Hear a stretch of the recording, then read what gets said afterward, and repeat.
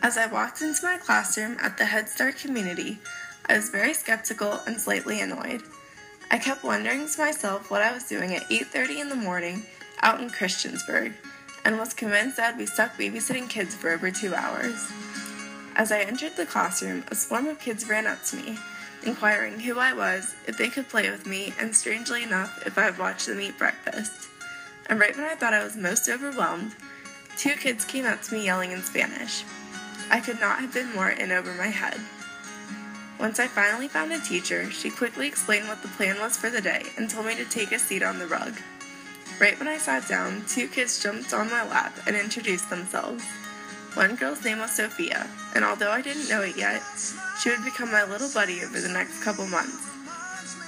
When the teacher sat down, she silenced the kids, brought out a storybook, and began to read. As she read, I looked around the room. While some kids were mesmerized by the story, others looked extremely confused.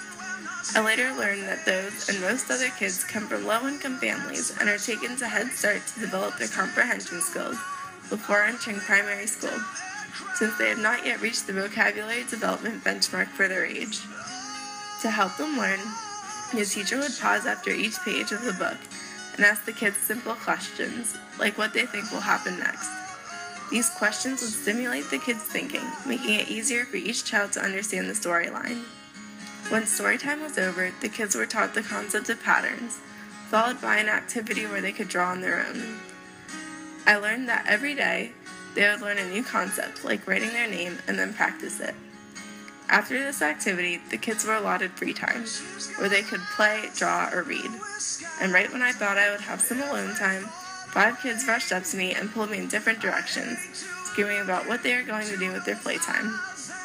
Once I finally calmed them down, and we all agreed to color, they would ask me to teach them how to write their names, or ask to read a story, or help them write letters in the alphabet. And then in the midst of kids yelling and me wanting to leave and go back to bed, it hit me that the kids were asking these questions because they looked up to me as an authoritative figure and expected me to teach them. I realized that while I was growing up, I relied on my mom and dad to prepare me for school. However, many of these children's parents lack either the time, education, or resources to help their kids excel. It was the first time since taking leadership that I actually felt like a leader, even if it was around a bunch of 5-year-olds. I always assumed that with this volunteering opportunity, I would just recall what forms of leadership I had learned first semester and try to apply them to volunteering. Instead, I acted as a leader without even knowing it, and executed a variety of forms of leadership, the most prominent being adaptive leadership. Over the next couple months, my goal was to work with the teachers and help the kids develop their comprehension level, while teaching them basic morals, like making friends is good, but throwing paint at someone else is bad. In the end, I felt truly blessed to have been a role model to these kids, and each ball of energy became my little buddy.